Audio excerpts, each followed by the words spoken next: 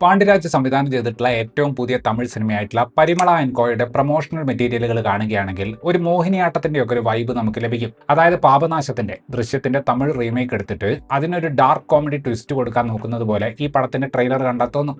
ജയറാമും ഉർവശിയും അത്യാവശ്യം നല്ല ഫോമിലുണ്ട് എന്ന് അറിയിക്കുന്ന ട്രെയിലർ കാണുമ്പോൾ നമ്മളെ നല്ലതുപോലെ ചിരിപ്പിക്കാനുള്ള സംഗതി പടത്തിനകത്തുണ്ട് എന്നൊരു തോന്നൽ ഈ പടം ഉണ്ടാക്കുന്നുണ്ട്. എന്നാൽ പ്രിമൈസ് സെറ്റ് ചെയ്തതിന് ശേഷം പരിമള ആൻഡ് കോ മൊത്തത്തിൽ ഒന്ന് ചെതറിപ്പോകുന്നുണ്ട്. കാര്യങ്ങൾ കുറച്ച് വിശ്വസനീയമായ ഓർഗാനിക്കായ രീതിയിൽ മുന്നോട്ട് കൊണ്ടുപോകാൻ തിരക്കഥ ലേശം കഷ്ടപ്പെടുന്നുണ്ട്.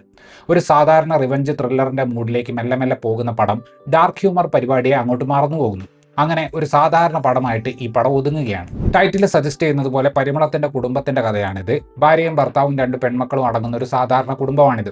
അതിലേറ്റവും ഇളയ മകളായിട്ടുള്ള മധുമിതയുടെ പിറകിൽ ആ സ്ഥലത്തെ ഒരു പ്രശ്നക്കാരനായിട്ടുള്ള വർഗീസ് എന്ന ചെറുപ്പക്കാരൻ നടക്കുന്നുണ്ട്.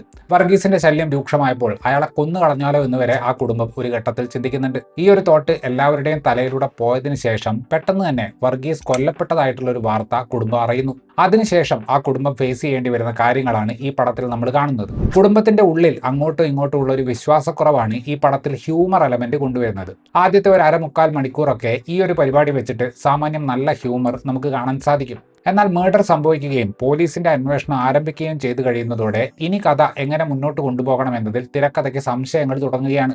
പല ഡിവേഷനുകളും ഡിസ്ട്രാക്ഷനുകളും അവർ കഥയിൽ സൃഷ്ടിക്കുന്നുണ്ട്. അതെല്ലാം ഡൈവേഷനുകളാണ് എന്ന് എളുപ്പത്തിൽ മനസ്സിലാക്കാൻ പറ്റുന്ന രീതിയിലാണ് എഴുതി വെച്ചിട്ടുള്ളത്. ഒരു ഘട്ടത്തിൽ ഈ ഫാമിലിയെ മൊത്തമായിട്ട് തമിഴ്നാട്ടിൽ നിന്ന് മാറ്റുന്നുണ്ട്. പക്ഷെ പ്രത്യേകിച്ച് മെച്ചമൊന്നും ഇല്ലാത്ത കുറെ കോമഡി കുത്തിക്കയറ്റുക എന്നതല്ലാതെ ആ ഒരു പാലക്കാട് ട്രിപ്പ് കൊണ്ട് സിനിമയ്ക്ക് കാര്യമായ ഗുണമൊന്നും ഉണ്ടാകുന്നില്ല. കഥ മുന്നോട്ട് പോകും തോറും പല സീനുകൾക്കും ജയറാമും ഉർവശിയും ഉള്ളതുകൊണ്ട് മാത്രം അതിനാവശ്യമുള്ളതിനേക്കാൾ കൂടുതൽ സമയം കൊടുക്കുന്നതായിട്ട് നമുക്ക് കാണാൻ സാധിക്കും. പാലക്കാട് നിന്നും പോയിട്ട് തമിഴ്നാട്ടിൽ സെറ്റിൽ ചെയ്തിട്ടുള്ള മലയാളിയായിട്ടാണ് ജയറാം ഈ സിനിമയിൽ അഭിനയിക്കുന്നത്. പുള്ളി ചെയ്യുന്ന ഹ്യൂമർ സ്റ്റൈല് നമ്മൾ ഇതിനു മുന്നേ ഒരുപാട് തവണ കണ്ടിട്ടുള്ളത് തന്നെയാണ്. എന്നിരുന്നാലും ലേശം ഗ്യാപ്പിന് ശേഷം കാണുന്നതുകൊണ്ടാണെന്ന് തോന്നുന്നു ഇപ്പോഴും അത് വലിയ ബോറായിട്ട് തോന്നുന്നില്ല. പിന്നെ പുള്ളിക്കാരന്റെ ഐക്കോണിക് ഡയലോഗായിട്ടുള്ള ശവം ഈ പടത്തിലൂടെ ഒരു തിരിച്ചുവരവ് നടത്തുന്നുണ്ട്. ഉർവശിയും ഹ്യൂമറും ഒരു ഡെഡ്ലി കോമ്പിനേഷനാണ്. ഡയലോഗ് പറയുന്ന രീതിയിലൂടെ നമ്മളെ പുള്ളിക്കാരി ഒന്നിലധികം സ്ഥലങ്ങളിൽ നല്ലതുപോലെ ചിരിപ്പിക്കുന്നുണ്ട്. സംഭവം പെർഫോമൻസ് നൈസ് ആണെങ്കിലും ആ ക്യാരക്ടറിനെ അമിതമായിട്ട് ഒരു രീതിയിൽ തന്നെ ഉപയോഗിച്ചിട്ട് തിരക്കഥ ആ പെർഫോമൻസിനോട് അനീതി കാണിക്കുന്നുണ്ട്. ഈ ജോഡി ഇതിനു മുന്നേ ചെയ്തിട്ടുള്ള മധുചന്ദ്രലേഖ എന്ന പടമാണ് എനിക്ക് ഓർമ്മ വന്നത്. ആ പടത്തിലും പുള്ളിക്കാരിയുടെ പെർഫോമൻസ് രസകരമാണെങ്കിലും കഥാപാത്രത്തെ ഓവറായിട്ട് ഒരേ കാര്യം ചെയ്യിച്ചുകൊണ്ട് കാണുന്നവരെ കൊണ്ട് മതി എന്ന് പറയിക്കുന്ന ലെവലിലേക്ക് പല സീനുകളും പോയിട്ടുണ്ടായിരുന്നു. ഇൻസ്പെക്ടർ എംപെരുമാളായിട്ട് വന്നിട്ടുള്ള മിഷ്കിൻ പടത്തിന്റെ ഒരു പിച്ചുമായിട്ട് ചേർന്ന് പോകുന്ന രീതിയിലുള്ള നല്ലൊരു പെർഫോമൻസ് ആണ് കാഴ്ചവെച്ചത്. തർക്കുത്തരം പറയാനും തല്ലാനും മടിയില്ലാത്ത മൂത്ത മകളുടെ കഥാപാത്രത്തെ സഞ്ജന കൃഷ്ണമൂർത്തി നല്ല രീതിയിൽ തന്നെ അവതരിപ്പിച്ചിട്ടുണ്ട്.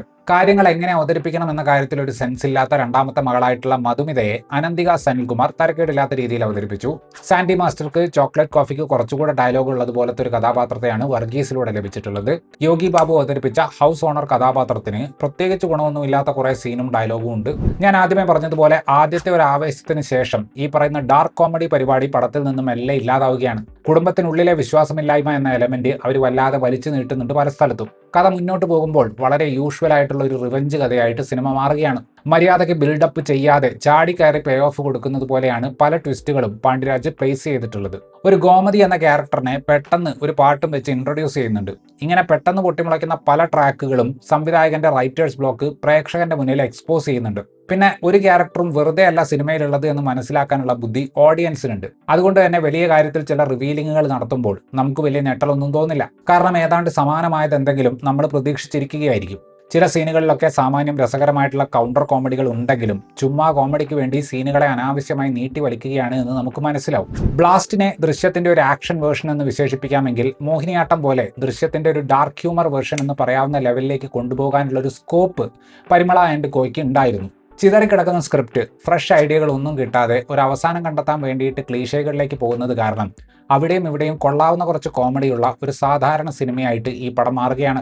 ഈ പടത്തിലെ സീനുകളുടെ ഉള്ളിലെ ചില ഭാഗങ്ങളൊക്കെ കട്ട് ചെയ്ത് റീലാക്കി ഇട്ട് കഴിഞ്ഞാൽ OTT പ്ലാറ്റ്ഫോമുകൾക്ക് അത് വെച്ച് ആളുകളെ വേണമെങ്കിൽ പടം ഒന്ന് കാണാൻ പ്രേരിപ്പിക്കാൻ പറ്റും. ചിതറിക്കിടക്കുന്ന ചില്ലറ കോമഡികൾ ഉണ്ടെങ്കിലും ആകെ മൊത്തത്തിൽ കണ്ടു തീർന്നാൽ ഓർത്തിരിക്കാൻ മാത്രമുള്ളതൊന്നും ഇല്ലാത്തൊരു സാധാരണ സിനിമയാണ് പരിമള ആൻഡ് കോ. ഇത്രയുമായിരുന്നു ഈ സിനിമയെക്കുറിച്ചിട്ടുള്ള എൻ്റെ റിവ്യൂ. വീഡിയോ ഇഷ്ടപ്പെട്ടാൽ ലൈക്ക് ചെയ്യുമെന്നും കൂടുതൽ വീഡിയോകൾക്ക് വേണ്ടി ഈ ചാനൽ സബ്സ്ക്രൈബ് ചെയ്യുമെന്നും പ്രതീക്ഷിക്കുന്നു. താങ്ക്